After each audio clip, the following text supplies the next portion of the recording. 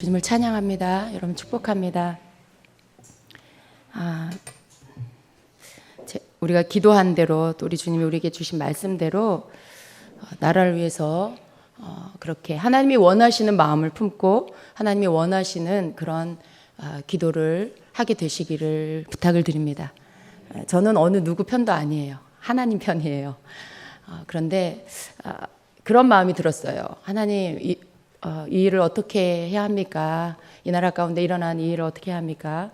라고 했을 때 하나님께서 저에게 주시는 마음은 그런 거죠.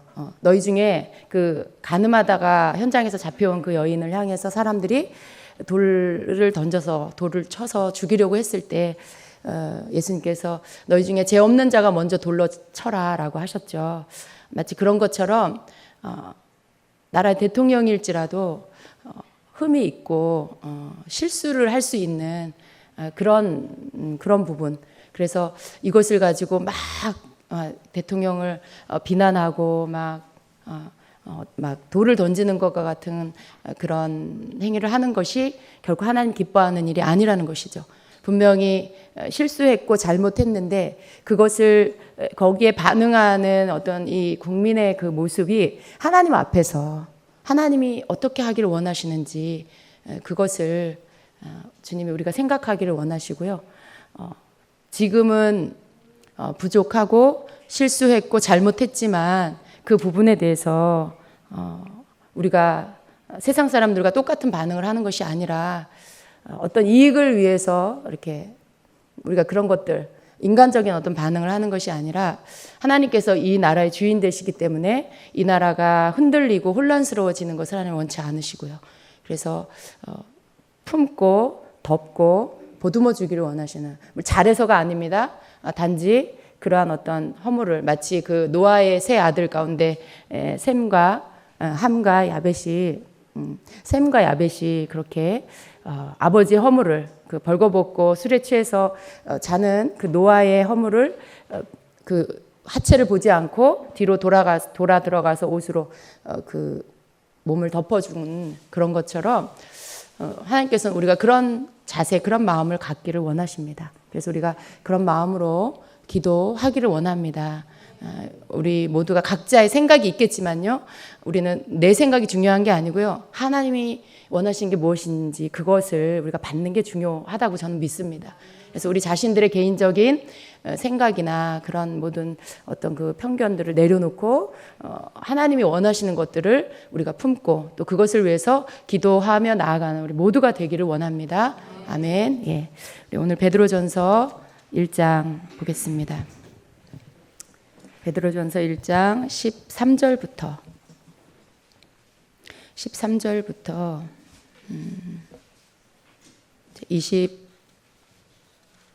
25절까지 일단 다 읽겠습니다. 한 절씩 저와 함께 교독하겠습니다. 베드로전서 1장 13절부터 마지막 절까지. 그러므로 너희 마음의 허리를 동이고 근신하여 예수 그리스도께서 나타나실 때에 너희에게 가져다 주실 은혜를 온전히 바랄지어다.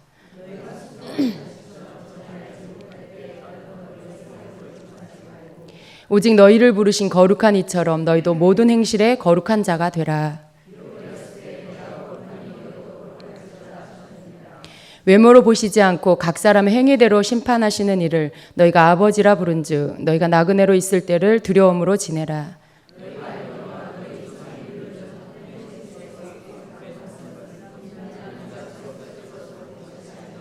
오직 흠없고 점없는 어린 양 같은 그리스도의 보배로운 피로 된 것이니라.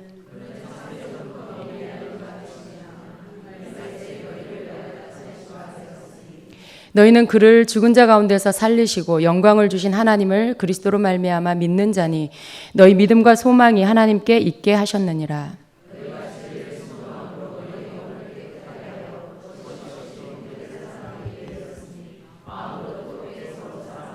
너희가 거듭난 것은 썩어질 씨로 된 것이 아니요 썩지 아니할 씨로 된 것이니 살아있고 항상 있는 하나님의 말씀으로 되었느니라. 그럼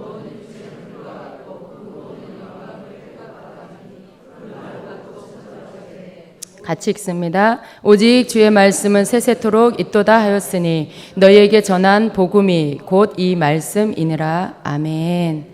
아멘. 지난 시간부터 우리가 베드로 전서를 살펴보고 있습니다.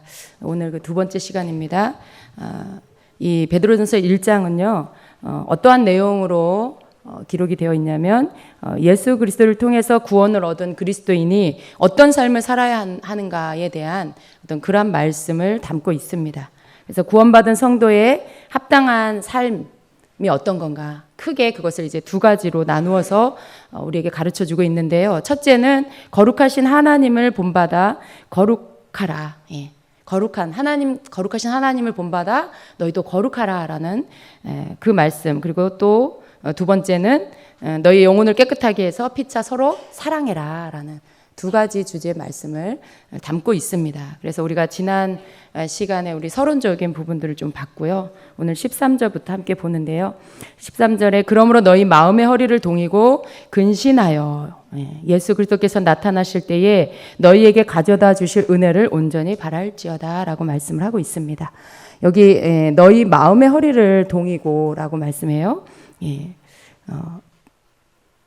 여러분 지금 우리가 여러분 이미 예수님 믿는 사람들이죠.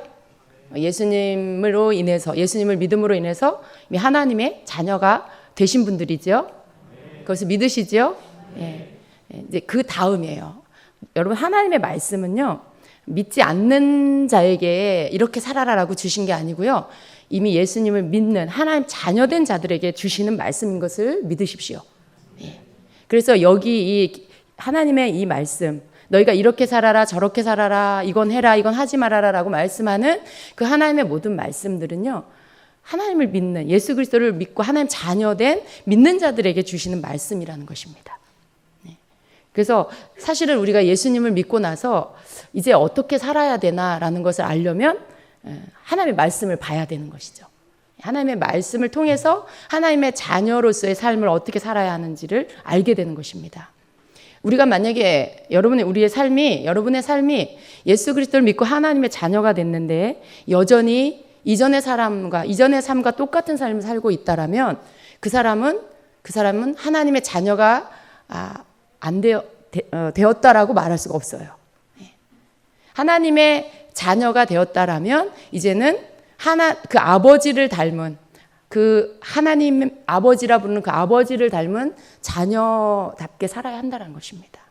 그것을 이제 베드로전서에서는 이렇게 말씀을 하고 있어요. 그래서 너희 마음의 허리를 동이고 근신하여 예수 그리스도께서 나타나실 때 너에게 가져다 주실 은혜를 바랄지어다. 우리의 마음의 허리를 동이라고 말씀하고 있어요. 허리를 동인다라는 말씀은요, 우리가 허리를, 여기 성경에서 허리를 동인다라는 이 말씀은 굉장히 이게 긴박한, 아주 급한 일이 있을 때, 급한 일을 당했을 때 어떤 취하는 행동이라고 볼 수가 있죠. 그래서 예수님도 누가복음 12장 35절에서 이러한 비슷한 말씀을 하셨어요. 12장 35절로 37절에 보면 허리에 띠를 띠고 등불을 켜고 서 있으라. 너희는 마치 그 주인이 집에서 돌아와 문을 두드리면 곧 열어주려고 기다리는 사람과 같이 되라. 주인이 와서 깨어있는 것을 보면 그 종들은 복이 있으리로다 라고 말씀해요. 여러분 이 말씀 잘 아시죠? 이 말씀은 예수님이 다시 오실 것인데 준비하고 깨어있어라 라는 그 말씀을 비유적으로 말씀해 주신 거예요. 생각지 않은 때에 인자가 올 것이다 라는 그 말씀을 해주시면서 허리에 띠를 띠고 등불을 켜고 서 있어라. 마치 주인이 곧 이제 혼인집에서 돌아오는 것처럼 문 앞에 와 있는 것처럼 그렇게 하라는 것이죠. 그래서 이 허리를 동인다, 허리에 띠를 띈다라는 이 말씀은 굉장히 아주 급한 어떤 그런 상황들이 있다라는 것을 나타내 주는 것이죠. 그래서 우리는 여러분 허리에 띠를 띠는 것 같은 그런 마음으로 살고 계시나요? 곧 무언가 나타날 것, 곧 무언가 해야 할 어떤 그런 상황이 임박했다라는 것을 느끼면서 그러한 마음의 자세로 살라라는 그런 뜻이죠. 이스라엘 백성이 애굽에서 출애굽할 때 그렇게 옷을 입고 허리에 띠를 띠고 급하게 나가는 사람들처럼 음식을 먹고 막 그렇게 했던 것처럼 우리의 이 마지막 때를 사는 다시 오실 재림의 주님을 기다리는 성도의 삶은 허리에 띠를 띠고 허리를 동이고 사는 그런 삶을 살아야 한다라는 것입니다. 그래서 근신하라. 우리가 허리에 띠를 동이고 근신하여 살아야 하는 그 이유는 예수 그리스도께서 다시 오실 때에 우리에게 가져다 주실 그 은혜를 우리가 바라기 때문에 그렇다는 것이죠. 아무 이유 없이 여러분 우리가 어떻게 그런 근신하는 삶을 살 수가 있겠어요? 오늘 이 땅에서의 삶 안에 너무나 우리를 즐겁게 할 만한 것들이 너무 많은데 우리에게 쾌락을 가져다 주고 즐거움을 가져다 줄 게 너무 많잖아요, 여러분. 손만 까딱하면 그죠? 너무 우리를 유혹하는 것들이 많아요. 재미있는 영화가 너무 많고 재미있는 드라마가 너무 많고 밖에 나가면 여러분 젊은이들이 즐길 만한 것들이 너무 많죠. 그런데 그러한 모든 것들이 우리 지척에 너무 가까이에 있는 우리를 유혹하고 있는 그런 삶을 이 땅에서 우리가 사는데 거기에서 어떻게 우리가 허리를 동이고 어떻게 우리가 근신하면서 살 수 있을까요? 참 어려운 일일 수 있습니다. 그러나 우리는 그렇게 살아야 돼요. 왜냐하면 우리가 예수님 다시 오실 것을 믿는 그 믿음으로 삽니다. 그것은 우리의 소망이지요. 근데 이것을 모르는 사람들은요, 절대로 허리를 동이고 근신하는 삶을 살 수 없어요. 예수님을 기다리는 성도의 삶은 우리가 세상의 것들을 절제하고 이렇게 살 수 있어요. 그러나 복음을 알지 못하고 예수님을 알지 못하는 사람들은요, 그렇게 사는 성도들을 향해서 뭐라고 해요? 바보 같다. 너무 어리석게 산다. 왜 저러고 사냐라고 말을 할 거예요. 그런데 그들은 모르는 게 있어요. 그 삶을 자기 마음대로 살다가 이 세상이 끝나면 가야 할 곳이 있다는 걸 알지 못해요. 이 세상이 끝인 줄 알고 살아요. 그럼 아니죠, 여러분? 아니지요. 반드시 사람은 천국이 아니면 지옥에 가게 돼 있습니다. 근데 천국과 지옥을 가는 것은 이 땅에서 우리가 어떻게 살았느냐를 가지고 결정이 되는 것이죠. 죽어서 내가 선택할 수 있는 것이 아니고요. 내가 죽은 다음에 그것이 결정되는 것이 아닙니다. 내가 이 땅에서 사는 동안에 예수 그리스도를 믿고 하나님의 자녀로서 살았냐, 아니면 예수 그리스도를 믿지 않고 세상 사람, 믿지 않는 불신앙의 사람으로 살았냐. 이미 그렇게 각 사람이 산 그 삶의 결과가 이미 그가 어디로 갈 것인지가 결정이 되어 있다는 것이죠. 우리의 삶은 끝까지 이미 완료된 건 아니에요. 우리가 주님 오실 때까지, 혹 개인적인 종말의 죽음의 시간이 올 때까지 우리는 지금 현재 믿는 믿음의 신앙을 가지고 있어야 합니다. 그것은 거예요. 그러나 큰 테두리 안에서 보면 세상에 살고 있는 모든 사람들은 반드시 천국이 아니면 지옥에 가게 된다. 그 어느 곳을 갈 것이냐의 결정은 죽어서 결정되는 게 아니고 이 땅에서 그 사람이 어떻게 살았느냐를 가지고 결정이 된다. 예수님을 알지 못하는 삶을 살았으면 그는 지옥에 가는 것이고, 예수님을 믿고 하나님의 자녀답게 하나님의 말씀대로 산 사람은 천국에 가는 것이다. 여러분은 이 복음을 알고 있죠. 그래서 우리는 두렵고 떨리는 마음으로 사는 거예요. 내가 하고 싶은 거 많이 있고 즐기고 싶은 거 많이 있고 내 마음대로 막 하고 싶은 거 너무 많지만 그것들을 우리가 절제하고 그리고 마음을 이렇게 그러한 모든 것에 뺏기지 않고 우리가 하나님 말씀 앞으로 늘 내 중심을 가져다 놓고 사는 이유는 그것은 바로 죽음 이후의 시간들이 있기 때문에 그런 것입니다. 죽음 이후에 이 땅의 삶의 끝이 아닌 죽음 이후에 우리가 가야 할 그 세상이 있기 때문에 절대로 지옥을 가서는 안 되는 것이죠. 절대로 여러분 지옥 가면 안 됩니다. 지옥은 이 땅에서처럼 어느 만큼 살다가 끝나는 시간이 아니에요. 어느 만큼 고통 당하다가 이제 끝나는 그런 곳이 아닙니다. 영원토록 끝나지 않는 그 시간에 끊임없이 계속해서 아주 끔찍한 고통을 겪으면서 살아야 하는 곳이 지옥입니다. 그래서 그곳은 가면 안 되는 것이죠. 여러분, 예수님께서 우리를 위해 해주신 그 일이 우리에게 생명을 주시기 위해서, 영원한 생명, 천국에서의 그 영원한 생명을 얻게 하시기 위해서 우리에게 생명을 주셨어요. 그리고 우리는 그 예수님을 믿음으로 우리에게 그 생명이 들어와 있습니다. 이 생명을 여러분이 끝까지 믿음 가운데서 지키시고 그리고 그 나라에 가는 것이죠. 그래서 우리가 허리를 동이고 근신하여서 살아야 하는 그 이유는 영원한 그 나라의 주님과 함께 영원히 살 것을 믿기 때문에 그 소망 가운데 예수님 다시 오셔서 우리에게 그 영광의 나라로 우리를 그 영광 안으로 우리를 이끌어 주실 것을 우리가 바라고 믿기 때문에 우리는 허리를 동이고 근신하는 삶을 살 수 있는 것입니다. 아멘. 예. 그래서 우리의 삶은 소망 없는 삶이 아니에요.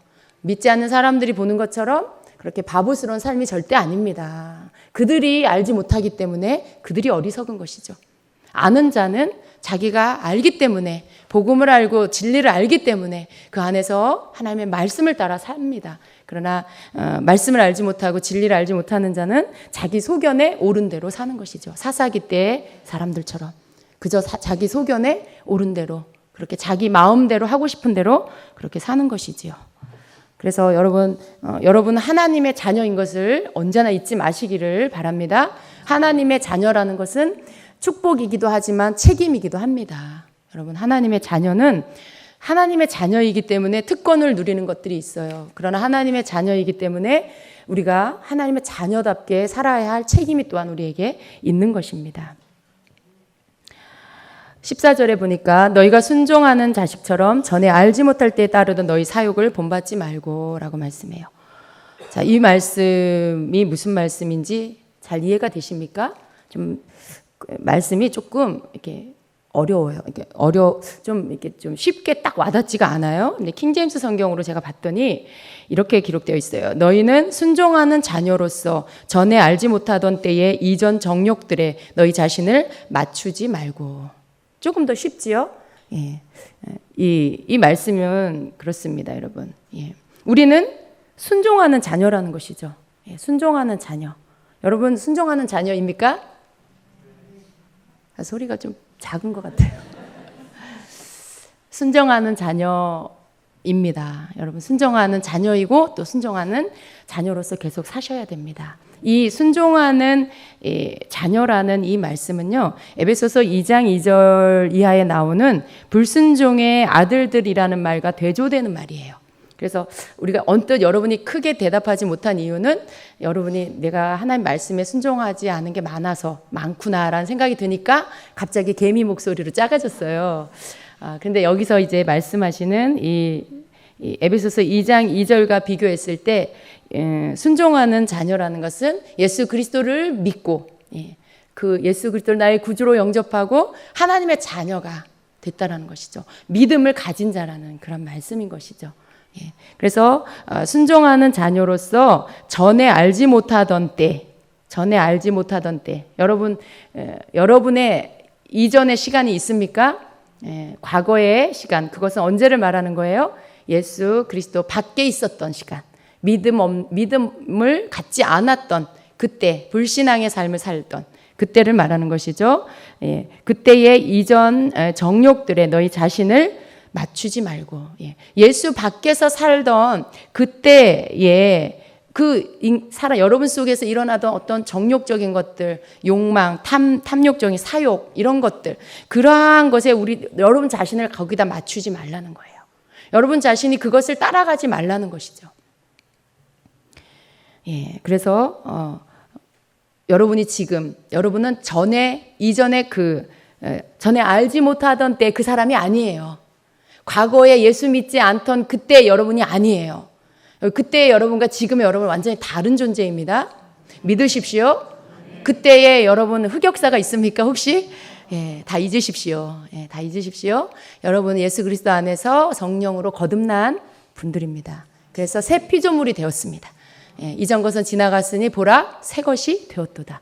하나님께서 여러분을 새 피조물로 만들어 주셨습니다. 이 불순종의 자녀, 또 예수 밖에 있는 그때, 에베소 2장 2절 이하에는 이렇게 말씀합니다. 그때 너희는 그 가운데서 행하여 이 세상 풍조를 따르고 공중의 권세 잡은 자를 따랐으니, 공중의 권세 잡은 자는 누구입니까?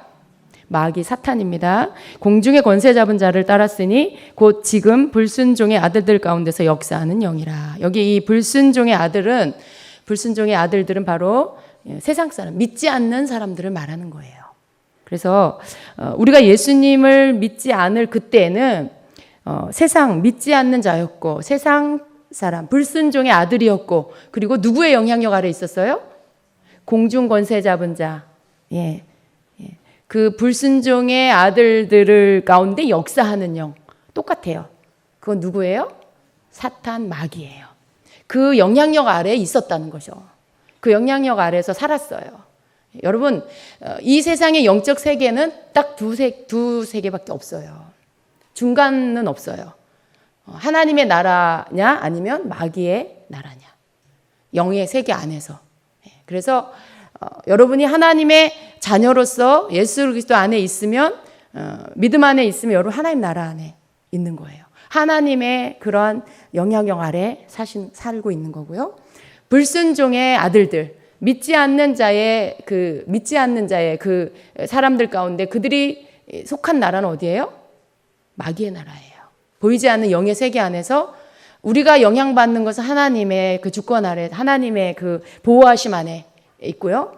믿지 않는 자들은 그들 가운데 역사하는 영이 뭐예요? 공중 권세 잡은 자, 악한 원수 마귀. 그 영향력 아래 있는 것입니다. 그래서 딱 두 가지 나라로 이렇게 나뉘어지는 것이에요. 그래서 여러분은 항상 하나님의 보호함 아래 하나님께서 여러분의 삶을 주관하시고 인도하시고 이루어 가시도록 그렇게 순종의 자녀로서의 삶을 사셔야 합니다. 다시 불순종의 자녀가 되지 마십시오. 다시 공중 권세 잡은 자의 영향력 아래로 들어가지 마십시오. 우리는 순종의 자녀로서 이제 더 이상 전에 알지 못하던 때에 그 정욕에 우리 자신을 맞추는 그런 자들이 아닌 것입니다. 더 이상 사욕, 이전에 우리가 가졌던 그런 사욕을 따라가는 그러한 자들이 아닌 것입니다. 그래서 여러분 우리는 하나님의 자녀로서 이미 예수 그리스도 안에서 하나님 보호하심 안에 사는 순종의 자녀라는 것을 꼭 믿고 사시기를 축복합니다. 전에 불순종의 자녀들의 삶의 특징이 에베소서 2장 3절에 나오는데요. 전에는 우리도 다 그 가운데서 우리 육체의 욕심을 따라 지내며 육체와 마음에 원하는 것을 하여 다른 이들과 같이 본질상 진노의 자녀였더니라고 말씀해요. 우리가 예수님 안에 들어오기 전에는요. 육체의 욕심을 따라 살고요.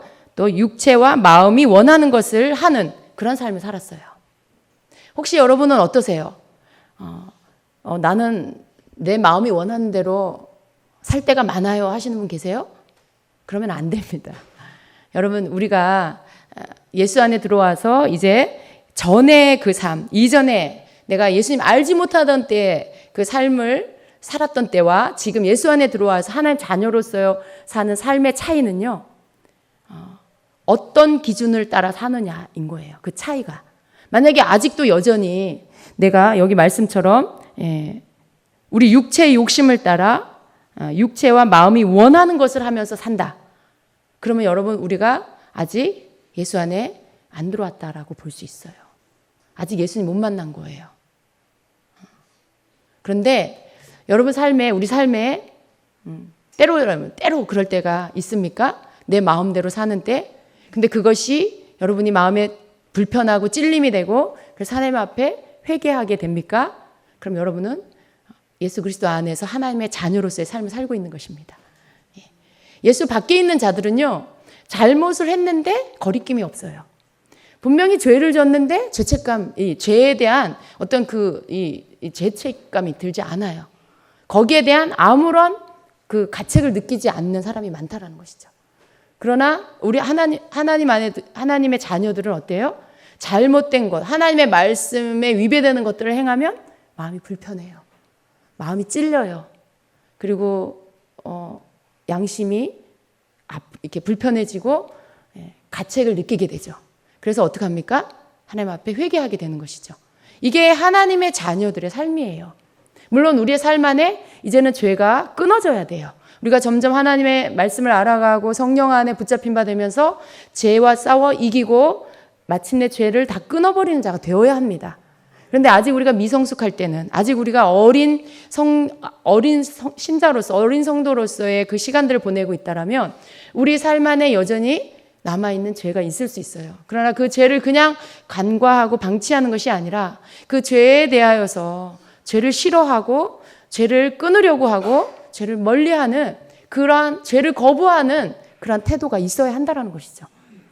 그래서 죄와 싸우고 피 흘리기까지 싸워서 죄를 이길 수 있는 그런 자가 되어야 한다는 것입니다. 이것이 여러분 믿는 자, 순종의 자녀와 불순종의 자녀의 그 마음의 태도의 차이점인 것입니다. 여러분 하나님의 자녀입니다. 그래서 하나님께서 우리에게 주시는 성령 안에서 우리의 영을 깨워주시고 우리의 양심을 깨끗하게 해주시는 그 하나님의 그 만지심 가운데 우리 마음을 만지시는 우리의 마음 안에 깨닫게 해주시는 것들을 쫓아가는 자들이 되어야 합니다. 내 마음에 내 육체가 시키는 대로 내 마음의 본성이 시키는 대로 따라가는 그러한 자가 되어서는 안 되는 것입니다. 그래서 우리 믿는 자녀들은 어떻게 살아야 합니까? 15절 16절에는 이렇게 말씀합니다. 오직 너희를 부르신 거룩한 이처럼 너희도 모든 행실에 거룩한 자가 되라. 기록되었을 때 내가 거룩하니 너희도 거룩할지어다 하셨느니라 라고 말씀해요. 여러분 거룩이라는 단어를 들으면 여러분의 느낌은 어떻습니까? 불편하십니까? 부담스러우십니까? 아니면 깨끗해지는 것 같은 마음이 드십니까? 어떤 마음이 드세요? 거룩하라 이 말씀 들으며 왠지 내가 이르지 못할 산 꼭대기인 것 같이 느껴지시는 분이 계십니까? 나하고는 너무나 먼 것 같은 그런 생각이 드세요? 그런 분이 계실 수 있어요. 그런데 여러분, 하나님께서 우리에게 뭐라고 말씀하세요? 거룩해지도록 애써라 그러시는 게 아니고요. 거룩하라 라고 말씀해요. 내가 거룩하니 너희도 거룩해라 라고 딱 이렇게 아주 단도직입적으로 명령하고 계십니다. 우리는 거룩해야 돼요. 우리는 거룩해야 돼요. 근데 우리가 거룩해야 하는 건 맞아요. 그러나 이 거룩해야 한다라는 이 말씀 한 가지 더 보면 구약에서도 이 말씀을 하고 있는데요. 레위기 11장 45절에는 나는 너희 하나님이 되려고 너희를 애굽 땅에서 인도하여 낸 여호와라. 내가 거룩하니 너희도 거룩할지어다 말씀하고요. 또 레위기 19장 2절에도 너는 이스라엘 자손의 온 회중에게 말하 이르라. 너희는 거룩하라. 이는 나 여호와 너희 하나님이 거룩함이니라 말씀해요. 거룩한 자가 되라라는 이 말씀의 의미가 이런 뜻이에요. 너희가 거룩한 존재이니 거룩함을 나타내라라는 이런 뜻이에요. 그러니까 우리는 이미 예수 그리스도 안에서 거룩한 존재라는 거죠. 그렇기 때문에 너희의 거룩함을 나타내라라는 그런 뜻인 것이죠. 그래서 여러분 우리가 하나님께서 우리에게 말씀을 통해서 너희가 거룩하라라고 하실 때 내가 죄투성이인데 내 노력과 내 의지로 막 내가 거룩해지려고 하는 거 여러분 그걸 생각하면 여러분 굉장히 부담스럽고 힘들어요. 왜냐하면 여러분의 삶이 우리의 삶이 그렇지 못할 때가 굉장히 많기 때문에. 그런데 생각을 바꿔서 이 원래 말씀의 뜻대로 원래 이제 우리가 하나님께서 우리를 거룩한 존재로 만드셨고요. 그래서 너희들의 거룩함을 이제는 나타내라 라는 말씀. 막 거룩해져야 하는 게 아니고 하나님께서 우리를 이미 거룩하다라고 하셨는데 이제는 우리가 이 거룩함을 바깥으로 보여지게 그 거룩함을 드러내라라는 그런 말씀인 거죠. 그럼 여러분 여기에서 우리가 갖는 정체성이 여러분이 생각하는 것과 하나님께서 여러분에게 이미 넣어주신 정체성이 다르다라는 것을 발견하셔야 됩니다. 거룩하라라는 말씀을 들으면 내가 거룩해야 된다는 생각 때문에 굉장히 막 내 노력이 들어가야 한다는 생각이 들죠. 그럼 하나님의 말씀의 진정한 의미는 너희는 이미 거룩한 존재고 그렇기 때문에 그 거룩함을 드러내라라는 이 말씀에 나는 이미 내 노력으로 거룩해진 게 아니라 하나님의 은혜 안에 예수 그리스도로 인해서 이미 거룩한 존재가 되었다라는 것이죠. 그래서 이제는 그 거룩한 존재가 된 그 너희 자신들의 정체성을 드러내는 자가 되어라라는 것이죠. 다른 말로 너희는 이미 내 자녀다. 예수 그리스도를 믿는 너희는 내 자녀다. 그렇기 때문에 내 자녀다운 삶의 모습을 드러내라라는 그 말씀인 거죠. 거기 안에는 여러분 자유함이 있습니다. 내가 이룰 수 없는 거룩함을 하나님께서 이루어 주셨어요. 그리고 이제는 그 거룩함을 이제는 너희 안에 성령을 의지해서 그 거룩한 삶을 드러내라. 그 거룩한 삶을 살아라 라고 하시는 거죠. 내가 거룩하니 너희도 거룩해라. 하나님은 거룩하신 분이고요. 그 거룩하신 하나님께서 우리를 거룩하게 만들어 주셨어요. 우리가 할 수 없는 것을 하라고 하시는 게 아니라 하나님께서 우리가 할 수 없는 것을 해주시고 나서 그리고 성령을 보내주시고 이제는 너희가 거룩하게 살아라라고 말씀하시는 거죠. 그래서 우리는 하나님 앞에서 핑계할 수가 없습니다. 내가 힘이 없어서 능력이 없어서 하나님 난 그렇게 살 수가 없었습니다라고 말할 수가 없어요. 우리가 할 수 없기 때문에 예수 그리스도를 통해서 예수님 우리를 구원해 주시고 성령을 보내주셔서 우리를 거룩하게 해주시고 또 거룩한 자로 살도록 만들어 주셨습니다. 여러분 거룩하십니까? 여러분이 거룩한 자인 것을 믿으십시오. 그리고 여러분은 여러분의 허물과 죄를 주님 앞에서 씻으시고요. 그리고 주님의 거룩하게 하심을 따라서 늘 거룩하게 사는 여러분이 되십시오. 예. 거룩한 자는 어떤 자예요? 죄를 회개하고 용서받은 자가 거룩한 자예요. 천국은 어떠한 자가 가는 거예요? 죄를 씻음받고 죄사함받고 회개한 자가 가는 거예요. 회개하고 죄사함받은 자가 가는 곳이에요. 그래서 여러분 죄를 안 지으려는 거 물론 필요해요. 우리가 죄를 짓지 않으려고 해야 합니다. 그러나 그것으로 인해서 내가 의로워진다, 거룩해진다 라는 것에 갇히지 마시기를 바랍니다. 여러분은 이미 하나님께서 거룩한 자로 만들어 주셨고요. 그 거룩한 하나님을 쫓아 우리가 살아야 하기 때문에 그래서 우리가 죄를 끊어야 하고 죄를 버려야 하는 것이죠.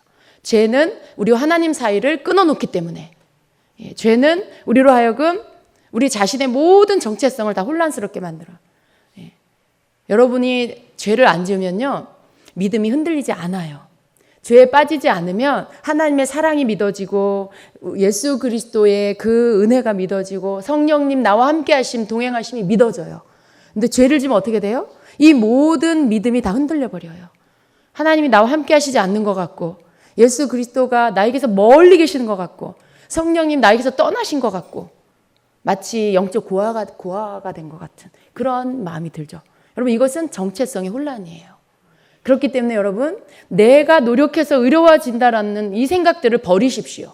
하나님께서 나를 거룩하게 하셨음을 믿고 여러분 안에서 항상 하나님 앞에서 거리낌 없이 나와서 여러분 자신을 주님 앞에 다 보여드리고 다 고백해드리고 그리고 씻을 것들을 씻고 그리고 하나님 말씀을 따라서 걸어가는 성령과 함께 걸어가는 여러분이 되십시오.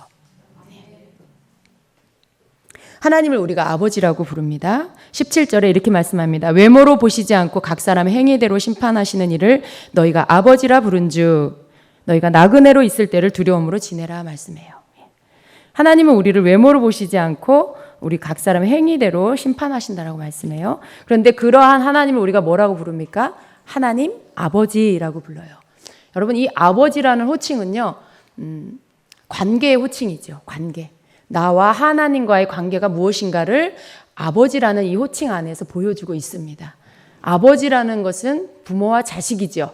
이 세상에서 가장 가까운 관계가 부모와 자식의 관계라고 봅니다. 부부보다 더 끈끈한 관계. 부부는 갈라지면 남이라면서요. 님이었다가 점 하나 붙으면 남이 된다고. 그런데 자식과 부모와 자식은 남이 될 수가 없는 것이죠. 그래서 하나님을 아버지라고 부르는 이 아버지와 자녀의 관계, 이 관계 안에 있습니다. 그런데 우리가 아버지라고 할 때, 아버지를 떠오를 때 여러분 어떠세요? 아버지는 여러분을 용서하는 아버지이신가요? 아버지는 여러분을 무조건 다 받아주시나요? 아버지는 여러분의 모든 허물과 여러분의 모든 실수를 다 덮어주시나요? 여러분의 필요를 다 공급해 주시나요? 여러분의 육신의 아버지는 그렇지 않을 수도 있어요. 여러분의 육신의 아버지는 제가 말씀드린 이런 아버지가 아닐 수도 있어요. 그러나 우리의 하나님 아버지는 그러한 분이십니다. 그래서 하나님 아버지라고 떠오를 때 이렇게 여러분이 부를 때 그리고 그 아버지를 생각할 때 하나님 아버지는 그러한 분이라는 것을 믿으셔야 돼요. 하나님 아버지를 나를 있는 그대로 받아주시는 분. 하나님 아버지는 나를 도우시는 분. 나에게 필요를 채워주시는 분. 내 허물과 죄악을 내가 주님 앞에 보일 때 그것을 덮어주시고 용서해 주시는 분. 나를 용납해 주시는 분. 그러한 하나님이시죠. 그러나 또 하나님 아버지는 어떤 분이세요? 죄에 대하여서는 심판하시는 하나님. 예. 그리고 이 세상을 사랑으로 용납하시고 기다려 주시지만 하나님의 시간이 되면 이 세상을 우리를 심판하신 하나님이라는 거. 그 하나님이십니다. 그분이 여러분의 아버지, 우리 아버지이십니다. 근데 그 하나님 아버지께서 사람을 외모로 보시지 않는다라고 말씀해요. 이것은 우리의 겉모습으로 우리의 겉에 외모를 보지 않는다라는 말의 원어의 뜻은 얼굴을 보지 않는다라는 그런 뜻인데요. 우리는 어떻게 해요? 사람의 겉모습을 보고 이 사람은 이럴 거다 저럴 거다 이렇다 저렇다 이렇게 것으로 판단을 할 수 있어요. 쉽게. 그래서 사람에게는 첫인상이 참 중요하죠. 그런데 하나님은 그러한 외모를 보시지 않고요. 물론 하나님 우리 중심을 보세요. 근데 이 구절에서 말씀하고 있는 것은 하나님께서 사람을 외모로 보시지 않는다라는 이 말씀은 외모를 보지 않고 그 사람의 행위를 보신다. 그 사람의 삶을 보신다라는 것이죠. 이 베드로전서 우리가 읽은 이 오늘 본문의 말씀 중에 하나님께서 이 말씀 가운데 계속 강조하고 있는 것은 우리의 삶의 행위가 거룩해야 된다라는 이 말씀을 해요. 그런데 그러면서도 너희가 순종의 자녀다. 예수 그리스도 안에서 너희가 내 자녀다라고 말씀하시는 거죠. 믿음의 자녀로서 어떻게 살아야 하는지를 가르쳐 주시는데 그 가운데 하나가 뭐냐 하면 바로 심판하실 그 하나님 아버지, 그 하나님 아버지 앞에서 산다라는 것을 잊지 말라라는 것이죠. 그래서 마지막 날에 하나님께서 우리를 심판하실 것인데 그날에 우리가 하나님 앞에 설 것을 기억하고 살라라는 것을 말씀하고 있는 것입니다. 여러분 하나님 아버지 두려우신가요? 심판대 앞에 설 그날을 생각하면 하나님이 두려우신가요? 그러나 여러분 그렇게 무섭고 공포스럽고 두려운 하나님 아버지가 그렇게 여러분에겐 그런 하나님 아버지가 되지 않기를 원합니다. 저는 그렇게 되지 않기를 바라요. 하나님은 공포스럽고 무서운 그 하나님이 아니라 우리 하나님을 두려워해야 돼요. 그런데 그 두려움은요 그런 공포스러운 두려움이 아닙니다. 하나님의 말씀하신 대로 하나님께서 이루실 것을 우리가 받아들여야 돼요. 믿어야 돼요. 그렇기 때문에 우리가 하나님 안에서 하나님의 그 자녀로서의 삶, 복음을 제대로 믿고 그 믿는 믿음 안에서의 삶을 살면 그날에 우리는 심판의 그날에 다시 오실 주님께서 가져오실 그 심판의 날에 우리는 그 심판, 재앙을 만나는 심판의 그 시간이 아니라 우리를 하나님의 자녀의 가장 기쁜 자리로 그 영광스러운 자리로 우리를 데려가실 것을 믿는 그 믿음 안에서 우리가 살아야 됩니다. 이것이 우리의 소망인 것이죠. 하나님께서 예수 그리스도를 죽음에 내어주기까지 우리를 사랑하셨고요. 그렇지만 그 사랑으로서 우리를 또 심판하실 날이 옵니다. 그러나 여러분 우리가 심판대 앞에 설 것을 생각하지만 그러나 심판대 앞에 설 날 때문에 공포스러운 신앙이 아니라 그날을 생각하며 우리는 그 심판대 앞에서 하나님 앞에 가장 좋은 그러한 판결을 받을 수 있는 그런 자, 하나님 앞에 칭찬의 말씀을 들을 수 있는 그러한 자가 되기 위해서 달려가야 합니다. 고린도서 5장 10절은요. 이는 우리가 다 반드시 그리스도의 심판대 앞에 나타나게 되어 각각 선악간에 그 몸으로 행한 것을 따라 받으려 함이라 말씀해요. 전도서 12장 13절 14절은 일의 결국을 다 들었으니 하나님을 경외하고 그의 명령들을 지킬지어다. 이것이 모든 사람의 본분이니라. 하나님은 모든 행위와 모든 은밀한 일을 선악간에 심판하시리라 말씀하고 있습니다. 하나님의 말씀은 심판에 대해서 말씀을 합니다. 그러나 우리는 그날에 두렵고 떨리는 마음, 우리가 두렵고 떨리는 마음을 가져야 하는 이유는 심판이 있기 때문에 그래요. 우리가 이 땅에서 하나님의 말씀을 기억하면서 심판대 앞에 서는 그날에 우리가 하나님 앞에 칭찬을 얻는, 하나님 앞에 인정을 받는 그 심판대 앞에서 무서운 판결, 그 지옥으로 가라는 판결이 아니라 하나님의 영원한 나라로 들어가라는 그 양과 염소의 판결 앞에서처럼 우리가 그러한 판결을 받기 위해서 우리가 이 땅에서 하나님이 기뻐하는 삶으로 하나님의 자녀다운 삶으로 살아야 한다라는 것입니다. 만일 우리가 이 말씀을 알지 못한다면 우리는 어떤 교회 다니는 사람처럼 그냥 교회만 왔다 갔다 할 수도 있어요. 그냥 교회 다닌다라는 것으로 내가 이미 천국에 가는 것을 따놓은 당상이라고 믿고 사는 그러한 사람이 될 수도 있어요. 그러나 여러분, 천국은 이 땅에 사는 동안에 이미 따놓았다라고 하는 사람은 아무도 없어요. 우리가 하나님께 받은 이 은혜, 구원의 이 은혜를 꼭 붙잡고 그 나라에 갈 때까지, 주님의 심판대 앞에 서는 그날에 이를 때까지 우리는 끊임없이 하나님의 자녀답게 거룩하라고 말씀하신 주님의 말씀처럼 이미 우리를 거룩하게 하신 주님의 하나님의 그 은혜 안에서 거룩함을 드러내는 그러한 삶을 살아야 하는 것입니다. 여러분이 거룩해지는 게 쉬우세요? 하나님께서 여러분을 거룩하게 하셔서 거룩함을 드러내는 삶이 쉬우세요? 어떤 게 쉬울까요? 후자가 쉽겠지요. 후자가 여러분에게 훨씬 쉽겠지요. 여러분, 하나님께서 우리를 거룩하게 해주셨고, 그래서 우리의 거룩함을 드러내는 삶을 살아야 한다는 것은 하나님께서 우리를 책임져 주신다라는 말씀이 그 안에 있어요. 이미 우리가 할 수 없는 것을 이루어 주셨기 때문에 그 이후에 해야 할 것들은 하나님 안에서 우리가 할 수 있다라는 그 말씀이 그 안에 들어있어요. 그렇기 때문에 우리는 할 수 있습니다. 우리는 거룩하게 살 수 있습니다. 우리는 하나님의 거룩하심을 쫓아 하나님의 자녀다운 삶을 살 수가 있습니다. 여러분, 혹 가다가 넘어지는 일이 있습니까? 대통령도 실수하는데 우리는 왜 아니겠어요? 그렇지만 대통령보다 더 중요한 건, 더 높고 더 존귀한 건 사실은 하나님의 자녀입니다. 대통령인데 믿음이 없으면 그 대통령의 존귀함보다 하나님의 자녀로서의 평범한 백성이 더 존귀한 거예요. 여러분은 그 비밀을 아는 자잖아요. 우리는 하나님 안에서 존귀한 자예요. 존귀하다는 것 안에 거룩하다라는 거죠. 우리가 하나님께서 우리를 거룩하다라고 인정해 주셨다는 거죠. 그 거룩함 속에서 하나님의 자녀답게 우리가 계속해서 살아가야 되겠습니다. 17절의 후반절에는요. 외모로 보시지 않고 각 사람 행위대로 심판하는 일을 너희가 아버지라 부른즉 너희가 나그네로 있을 때를 두려움으로 지내라라고 말씀해요. 여러분, 우리는 나그네입니다. 우리는 나그네입니다.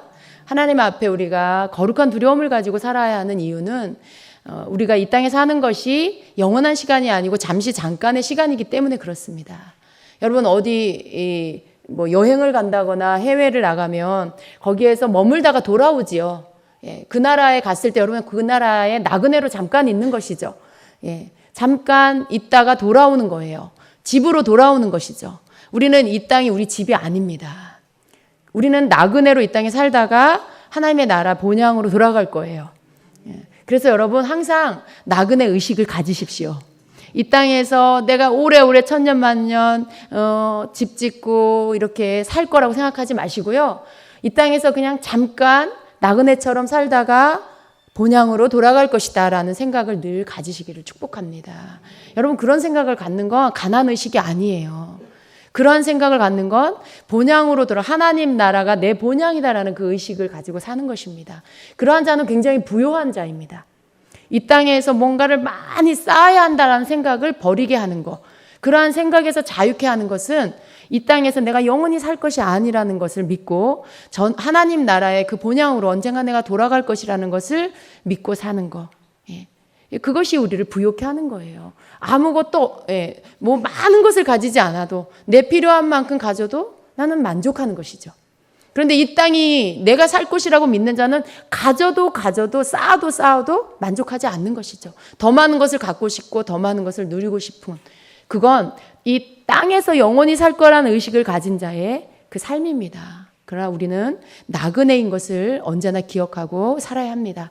이 땅에서 우리가 나그네로 살기 때문에 나그네로 있을 때를 두려움으로 지내야 하는 것입니다. 잠깐 있다가 가서 하나님 앞에서 계산할 것이고, 그리고 그 계산된 것을 가지고 내가 살 영원한 나라에 들어가게 될 것이기 때문에, 이 땅에 사는 동안의 것을 가지고 셈할 것이기 때문에 나그네로 살 때 두려움으로 지내라 라고 말씀하고 있습니다. 그래서 여러분, 하나님 앞에서 여러분은 다 나그네입니다.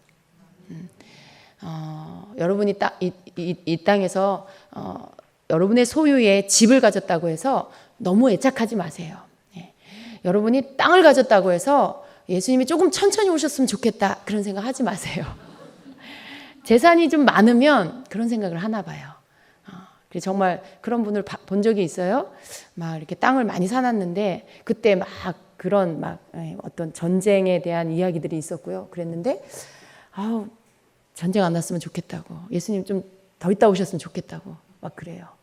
자기가 어디다 땅을 사놨는데 너무 아깝다고 써보지도 못했다고, 누려보지도 못했다고. 근데 여러분 그런 수준에 머물러 계시지 마십시오.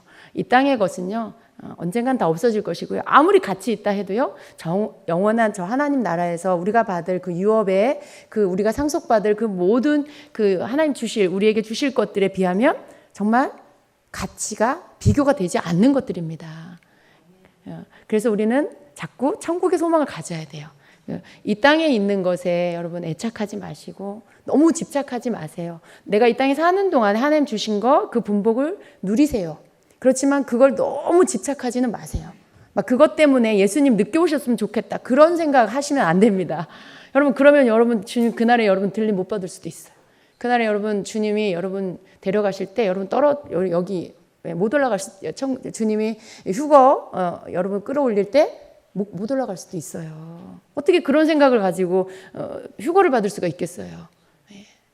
그렇죠, 여러분. 그러니까 여러분이 휴거가 될 수 있는 안 되냐는 가봐야 하는 게 아니고 지금 여러분이 무슨 생각을 하고 있냐를 점검하시면 답이 나옵니다.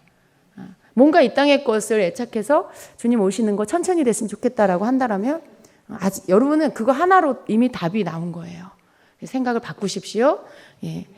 주님의 주님 안에서 하나님이 주신 것을 늘 사모하고 땅의 것 그냥 있는 것으로 누리시고 감사하고 우리가 자족하고 그렇게 살 때에 그날에 우리 주님과 함께 주님의 부르심 속에 우리가 들어갈 수 있게 될 것입니다. 18절에 너희가 알거니와 너희 조상에 물려준 헛된 행실에서 대속함을 받은 것은 은이나 금같이 없어질 것으로 된 것이 아니요 오직 흠없고 점없는 어린 양 같은 그리스도의 보배로운 피로 된 것이라.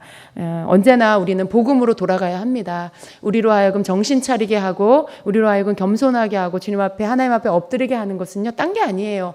나를 구원해 주신 분이 우리 주 예수 그리스도, 나를 용서해 주신 분이 우리 하나님 아버지 예수 그리스도를 보내주셔서 내 허물과 죄악을 용서해 주신 분, 내게 믿음을 주신 분, 그걸 생각하면요 우리는 다시 잠잠해지고 그리고 다시 겸손해지고 그리고 다시 정신을 차릴 수 있게 되는 것입니다. 내 어떤 공로도 아니고 내 어떤 노력도 아니고 하나님의 은혜와 우리 예수 그리스도의 보혈의 그 은혜 때문에 그 능력 때문에 내가 오늘 하나님 앞에서 설 수 있다라는 거, 이거 한 가지가 우리로 하여금 끝까지 주님께 붙어 있게 하는 그 복음이고 능력입니다. 다른 모든 것은요 하나님의 은혜예요. 내가 지금 누리는 거 하나님의 은혜고요. 내가 지금 뭔가를 안다라는 거 하나님의 은혜고요. 내가 많은 영역에 넓혀졌다 하나님의 은혜입니다. 내가 이전보다 좀 더 많은 것을 가졌다 하나님의 은혜입니다. 내가 좀 더 명예를 얻었다 하나님의 은혜입니다. 아무것도 자랑할 것이 없고요. 아무것도 내세울 게 없는 거예요. 우리가 복음 안에서 늘 덮여있는 자가 되어야 합니다. 예수 그리스도의 보혈의 능력이 오늘 내가 있게 하고요. 하나님 앞에 설 수 있게 해주시는 것입니다. 그래서 늘 우리가 어디서부터 왔고 우리가 누구의 은혜로 여기에 있으며 그리고 어디로 돌아갈 것인지를 늘 알고 사는 저와 여러분이 되어야 하겠습니다. 우리의 머물 곳은 이 땅이 아니고 영원한 하나님의 나라입니다. 그 나라 영원한 나라에 들어갈 준비를 이 땅에서 우리가 하고 사는 것입니다. 하나님의 말씀은 우리를 거룩하게 하고요. 하나님의 말씀은 우리로 방향을 바로 갈 수 있도록 인도해 주십니다. 다른 어떤 방향이 아니라 바로 말씀 안에 길이 있습니다. 예수 그리스도가 길이십니다. 그 길을 따라가는 저와 여러분 되시기를 예수님의 이름으로 축원합니다. 아멘.